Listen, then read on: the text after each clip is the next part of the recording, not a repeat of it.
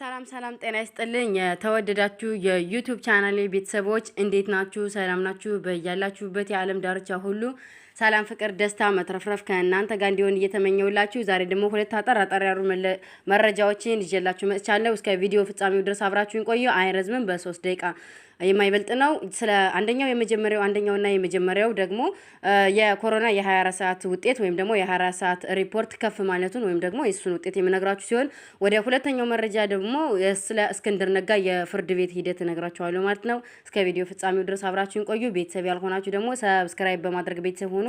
የደወል ምልክቱን በማጥቆር ደግሞ በየጊዜው የሚለቃቸው ቪዲዮዎች እንዲደርሳችሁ ወይም ደግሞ መረጃ እንድታገኙ አድርጉ ማለት ነው። አመሰግናለሁ። ቀጥታ ወደ መረጃው። በ24 ሰዓታት ውስጥ በተደረገ የላቦራቶሪ ምርመራ 947 ሰዎች በኮሮና ቫይረስ ሲገኝባቸው የ23 ሰዎች ህይወት አልፈዋል ይላልኝ። በአዲስ አበባ ነሐሴ 6 በኢትዮጵያ ባለፉት 24 ሰዓታት ውስጥ በተደረገው የ14540 የላቦራቶሪ ምርመራ 943 ሰዎች የኮሮና ቫይረስ እንደተገኘባቸው የጤና ሚኒስቴር አስታወቀ። ይህን ተከትሎም በአጠቃላይ በኢትዮጵያ ከቫይረሱ በምርመራ የተገኘባቸው ሰዎች ቁጥር 25118 መድረሱን የጤና ሚኒስቴር ዶክተር ሊያ ታደሰ በወጡት መረጃ አመላክቷል። ከዚህም ባለፈ የ23 ሰዎች ህይወት በቫይረሱ ምክንያት ያለፈ ሲሆን በአጠቃላይ በኢትዮጵያ በቫይረሱ ምክንያት ህይወታቸው ያለፈ ሰዎች ቁጥር 463 መድረሱን አመላክቷልኝ። በሌላ መልኩ በትናንትናው ዕለት 338 ሰዎች ከኮሮና ቫይረስ ያገገሙ ሲሆን በአጠቃላይ ከበሽታው ያገገሙ ሰዎች ቁጥር 11334 መድረሱን ገልጿልኝ። ወደ ሁለተኛው መረጃ ጊዜ ሳቀናላችሁ ደግሞ በፍርድ ቤቱ በአቶ እስክንድር ነጋ ላይ የአቃቢ ህግ የቅድመ ምርመራ ምስክር እንዲሰማ በተከታታይ ጠበቃ ተወክለው እንደቀረቡ ተለዋዋጭ ቀጠሮ ሰጠ። አዲስ አበባ ነሐሴ 6 ፍርድ ቤቱ በአቶ እስክንድር ነጋ፣ ስንታየው ቸኮለ እና ቀለብ ስዩም ላይ የአቃቢ ህግ ቅድመ ምርመራ ምስክር እንዲሰማ በተከታታይ ጠበቃ ተከትለው እንዲቀርቡ ለነሐሴ 8 ተለዋጭ ቀጠሮ ሰጠ። ዛሬ እስከ ሰዓት በነበረው ችሎታ በፌዴራል የመጀመሪያ ደረጃ ፍርድ ቤት አራዳ ምድብ የጊዜ ቀጠሮ ችሎታ በልደታ አዳራሽ አቶ እስክንድር ነጋ፣ ስንታየው ቸኮለ እና ቀለብ ስዩም ጉዳያቸው በችሎት ታይቷል። ትናንት በአቃቢ ህግ በችሎታ ያቀረበው ቀዳሚ ምርመራ መዝገብ ግልባጭ ምስክሮቹ ዝርዝር እና የምስክሮቹ ደህንነት ተጠብቆ ከአንደኛ እስከ 3ኛ ማንነታቸው ሳይታይ እንዲመሰክሩ እና ቀሪዎቹ ደግሞ በዝግ ችሎታ ምስክርነታቸው እንዲሰማ አቤቱታ ማቅረቡ ይታወሳል። በዚህም ተጠርጣሪዎቹ የቅድመ ምርመራ ምስክር ሊሰማ አይገባም ሲሉ ያቀረቡትን አቤቱታ ውድቅ ያደረገው ፍርድ ቤቱ ለዛሬ አቃቢ ህግ ከ1 እስከ 3 ያሉ ምስክሮች ሳይታዩ ከ4ኛ እስከ 7ኛ ያሉ ምስክሮች ደግሞ በዝግ ችሎታ ምስክርነታቸው ይሰማልኝ ባለው የምስክር አሰማም አቤቱታ ላይ ብቻ አስተያየታቸውን በጽሁፍ ይዘው ለዛሬ እንዲቀርቡ ፍርድ ቤቱ ትዕዛዝ መስጠቱን ማቅረባቸውን የሚታወስ ነው።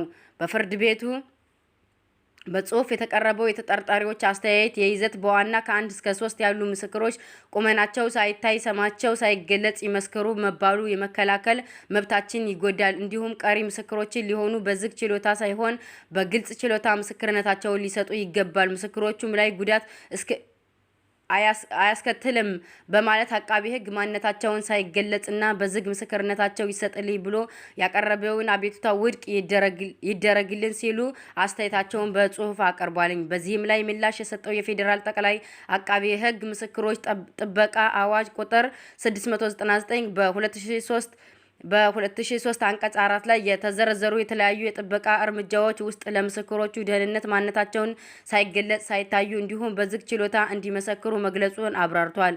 ምስክሮቹ ለደህንነታቸው ስጋት እንዳለባቸው በመግለጻቸው ከተከትሎ ሰብአዊ መብት ጥሰት የተጠረጠሩ እነ ጌታቸው በአስፋ ጨምሮ በሌላ በኩል ባለፉት 9 ዓመታት አዋጁ መሰረት በቅድመ ምርመራ ምስክር በዝግ እና ማንነታቸው ሳይገለጽ ምስክርነት ሲሰጥ እንደነበር የሚታወስ ነው። በአቃቢ ህግም የቅድመ ምርመራ ማድረግ ማለት ምስክሮቹ ማስረጃ ማቆየት ማለት መሆኑን ገልጾ ይህ ምስክሮች ደህንነት ለማጠበቅ በአዋጁ መሰረት የሚደረገው በዝግ ችሎታ እና በማንነታቸው ሳይታይና ሳይገለጽ ምስክርነታቸውን እንዲሰጡ መደረጉ ተጠርጣሪዎቹ ላይ ጉዳት የሌለው መሆኑን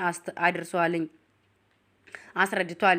በዚህም መልኩ ባቀረበው አቤቱታ ፍርድ ቤቱ ተገንዝቦ ምስክርነት እንዲሰማ በመጠየቅ ተጠርጣሪዎቹ ያቀረቡትን አቤቱታ ውድቅ እንዲደረግ ጠይቋል። የህገ መንግስት ይጠየቅበት ተብሎ የተጣሰ ህገ መንግስት ጉዳይ እንደሌለ ተገልጿል። ጉዳዩ የተከታተለው ፍርድ ቤቱ የአቃቢ ህግ አቤቱታ በመቀበል ለምስክሮቹ ደህንነት ሲባል ማንነታቸው ሳይገለጽና በዝግ ችሎታ ምስክርነት እንዲሰጡ ብይን ሰጥቷል።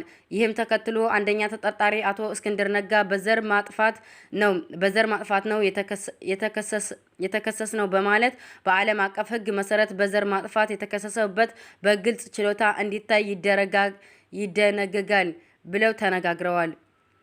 በግልጽ ችሎታ ካልተመሰከረ ደግሞ ጠበቆቻችን ይሰናበቱልን ሲሉ ፍርድ ቤቱ ጠይቋልኝ። አቶ እስክንድር ነጋ የተጠረጠሩት የእርስ በርስና የሃይማኖት ግጭት በማንሳት በሰውና በንብረት ላይ ጉዳት ማድረስ በወንጀል መሆኑ ይታወሳል። በተጠረጠሩትም በዚህ መዝገብ የምስክሮች ደህንነት ተጠብቆ የአቃቢ ህግ ምስክር እንዲሰማ የያዘው ፍርድ ቤቱ ምስክሮቹ ለመስማት ለነሐሴ 8 ቀን 2012 ዓ.ም በተከታታይ ጠበቃ ተወክለው እንዲቀርቡ ተለዋጭ ቀጠሮ ሰጥቷልኝና ለዛሬ ይዤላችሁ የመጣሁት መረጃ ይህን ይመስላል። በሌላ ጊዜ በሌላ መረጃ እስክንገናኝ ድረስ ሰላም ቆይታ፣ ሰላም ጊዜ እንዲሆንላችሁ